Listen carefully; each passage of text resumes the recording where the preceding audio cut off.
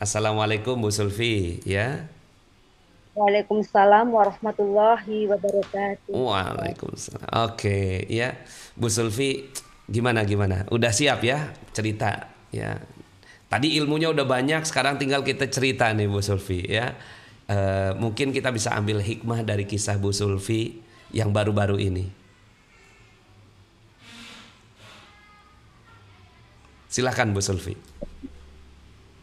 Terima kasih Ustadz Nasrullah atas kesempatannya. Saya adalah orang yang tidak mudah untuk tampil di depan publik, Mm-mm. apalagi sifatnya hanya tanpa tujuan yang jelas ya. Kenapa saya tunggu-tunggu event ini? Karena saya ingin berbagi pada sahabat semua bahwa ilmu dipelajari untuk dipraktekkan. Dan bagi saya, ujian gugus permen dahsyat pas 1 bulan silam Ustadz Mas, Mm-mm.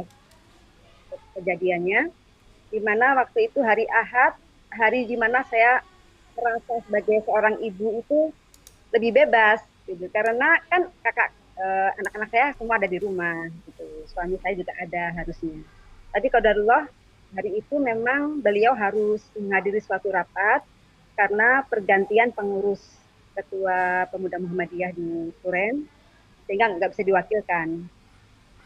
Singkat cerita, saya lagi masak di dapur pagi-pagi, lalu putri saya yang paling kecil, belum 2 tahun, tanggal 19 nanti ini ulang tahunnya, 2 tahun milad yang kedua, itu cuma dijaga sama kakaknya yang udah SD sebenarnya, udah besar sebenarnya, nyapu gitu.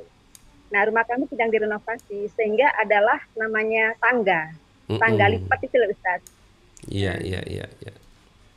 itu. Terus sama kakaknya udah dibawa ke belakang dalam kondisi udah digendong gitu, nangis gitu. Mm-mm. Maaf adik jatuh. Jatuh dari tangga. Ya, ya kalau orang Jawa tuh kalau tangga itu cenderungnya kayak ini, kayak tangga upstairs gitu. Padahal Ya, bukan, istilahnya tangga untuk tukang gitu tangga Ustaz, yang tukang. Iya, betul. ngecat atas gitu.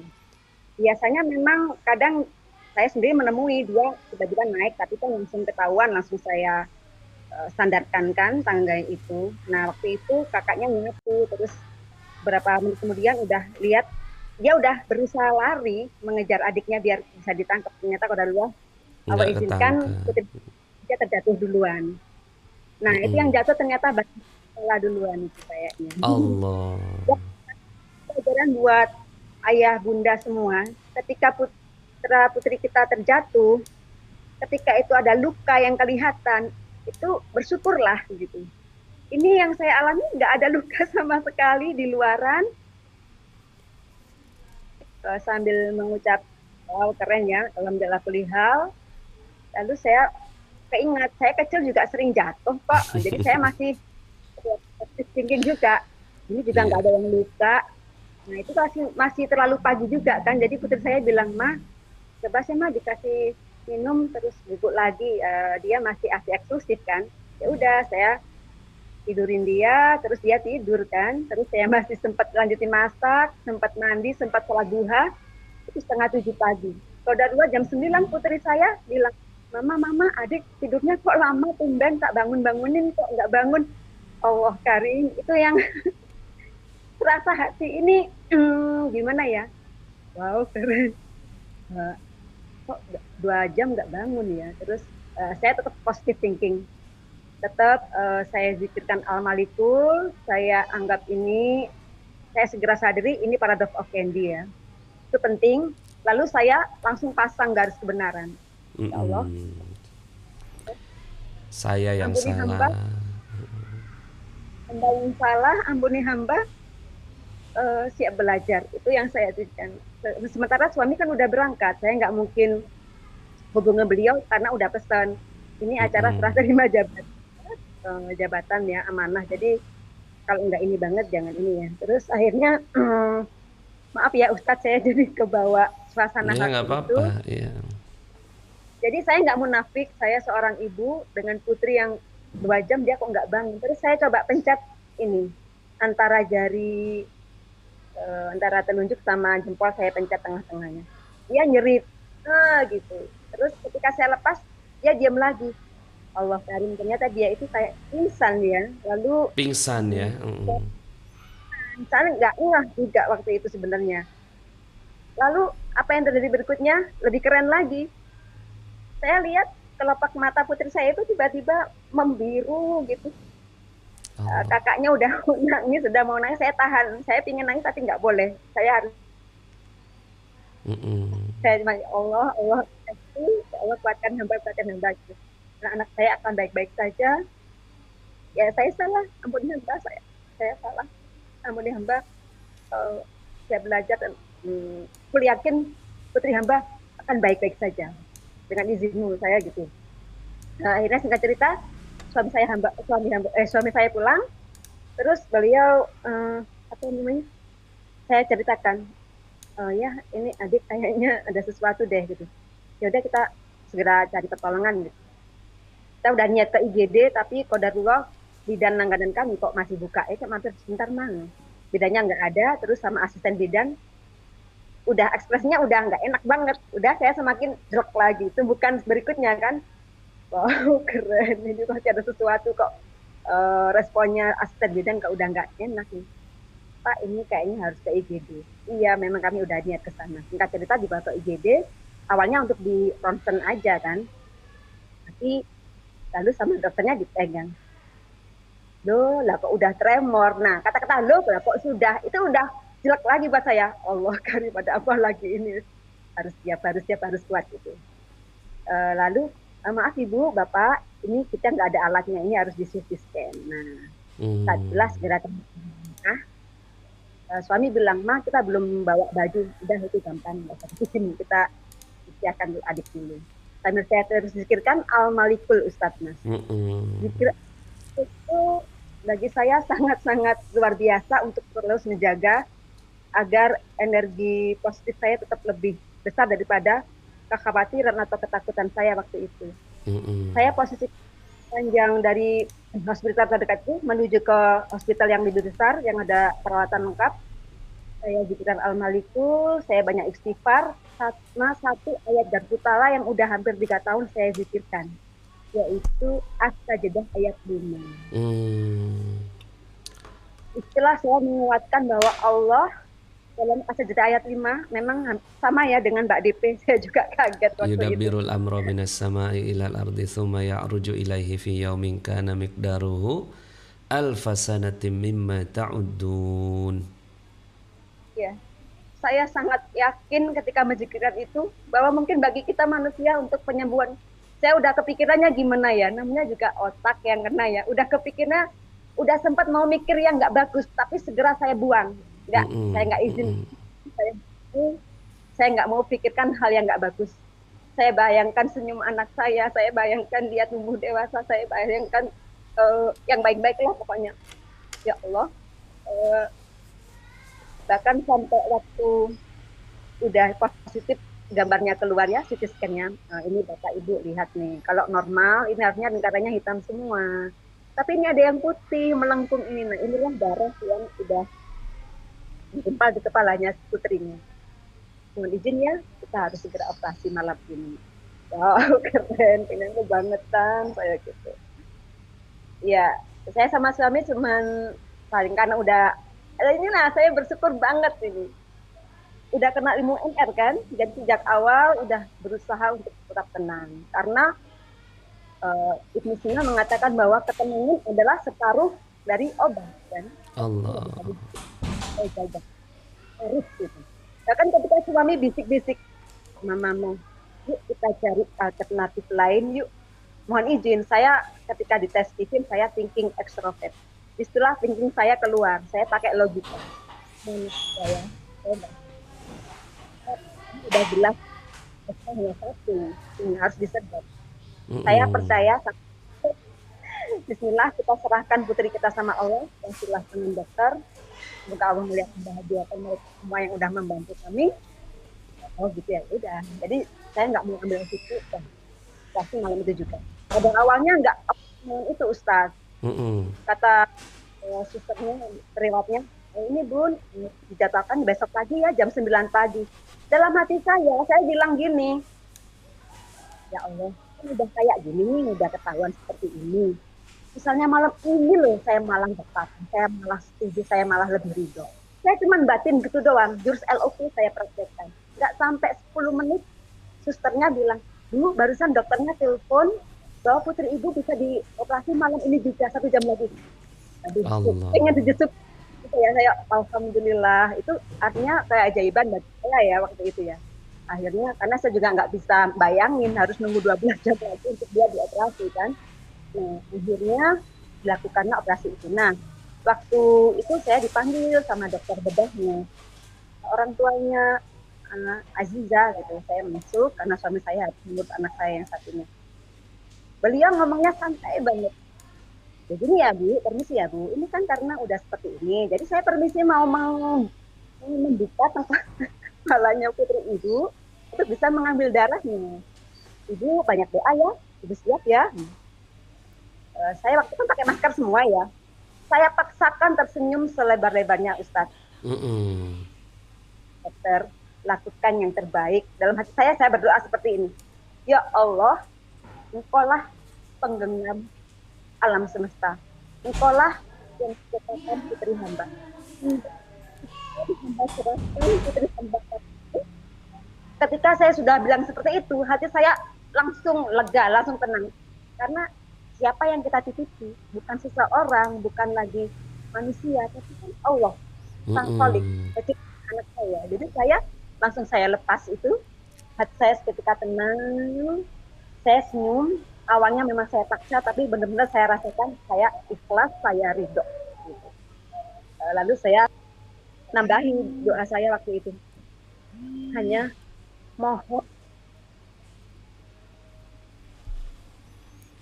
Suaranya nggak keluar Bu Sulfi. Suaranya mohon izin. Bentar, Ya. saya ulang ya. Jadi doa saya waktu itu, ya Allah, hamba titipkan putri hamba pada Engkau.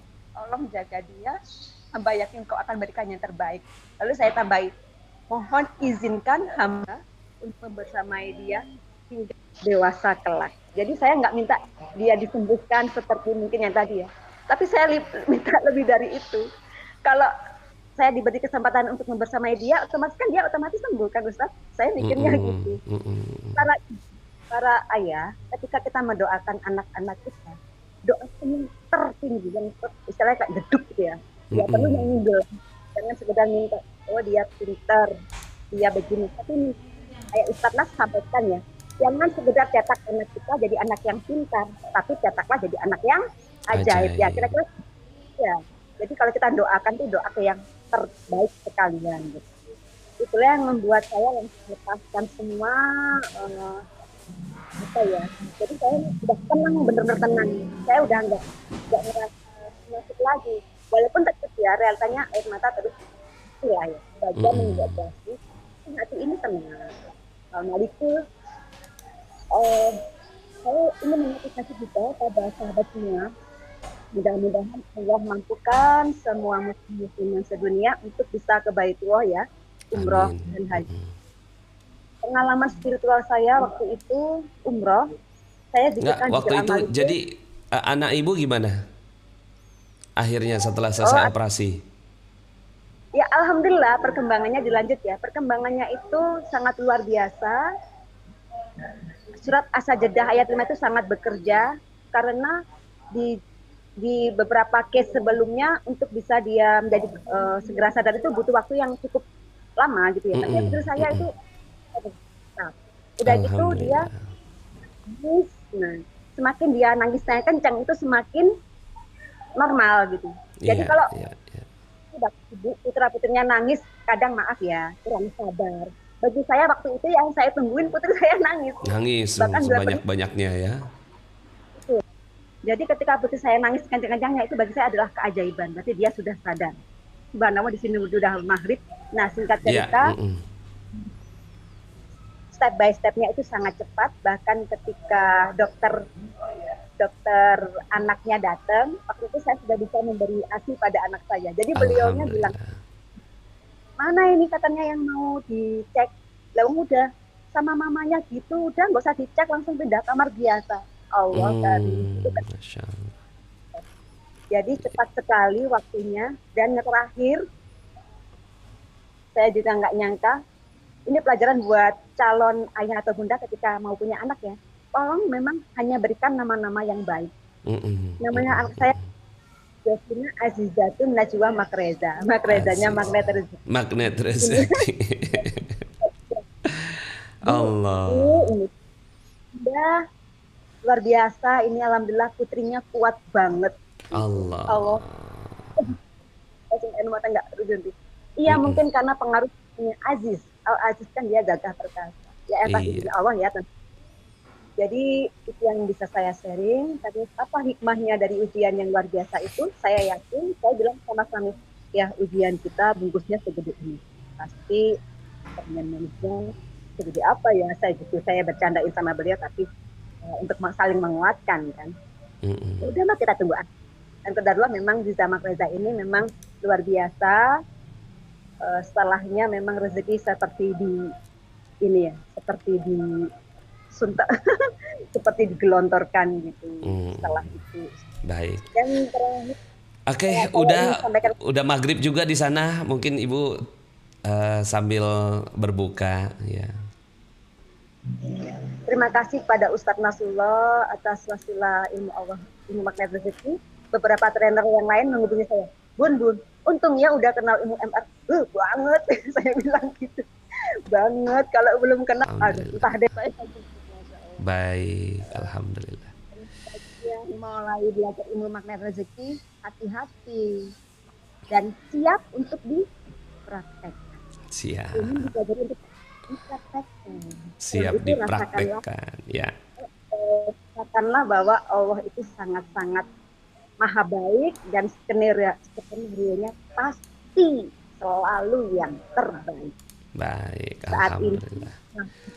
Perhatian pada anak-anak kami, keluarga semakin menyayangi, saling mendukung, gitu. Hikmahnya yang lain. Baik Ibu, terima kasih banyak. Masya Allah, salam buat Magreza. Ya, panggilannya siapa panggilannya? Ziza Magreza. Salam sayang dari saya. Selamat berbuka puasa juga buat Ibu. Salam buat Bapak juga, Ustadz Hadi. Ya. Terima kasih. Assalamualaikum Bu Sulfi. Alhamdulillah Bapak Ibu, Masya Allah. Jadi kita belajar dari Bu Sulfi tentang prosesnya ya. Jadi ternyata emang ada Pak Nas yang bisa menghadapi ujian musibah dengan tenang ya. Nah itu tadi ya. Karena ilmunya telah ya bismillah ya, atas izin Allah ya. Ilmu telah mengalahkan ya realita yang gak nyaman dalam kehidupannya ya. Bismillah, mudah-mudahan kisah Bu Sulfi dan juga tadi Ustadz Mustaqim ya kita bisa pelajari dan insya Allah praktekkan.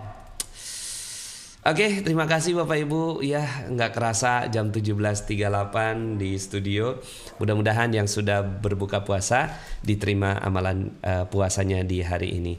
Dan sekedar mengumumkan ini alhamdulillah ya sudah meningkat di sedekah pesantren sudah di angka 60.087.000 rupiah ya. Alhamdulillah, mudah-mudahan ya doakan mudah-mudahan pesantrennya bisa segera terwujud ya. Alhamdulillah kita udah pindah, apapun keadaannya kita sudah pindah di tempat ini. Sekarang lagi ngerjain saung. Ini saung, ada 3 saung-saungnya, tempat belajar dan ya beraktivitas di pesantren ini. Saya Nasrullah undur diri, sampai jumpa besok ya. Tiap hari kita belajar ilmu-ilmu dari Allah Subhanahu wa taala. Saya Nasrullah undur diri, billahi taufiq wal hidayah. Subhanakallahumma bihamdika asyhadu an la ilaha illa anta astaghfiruka wa atubu ilaik. Wallahul muwaffiq ila aqwamit thoriq. Assalamualaikum warahmatullahi wabarakatuh.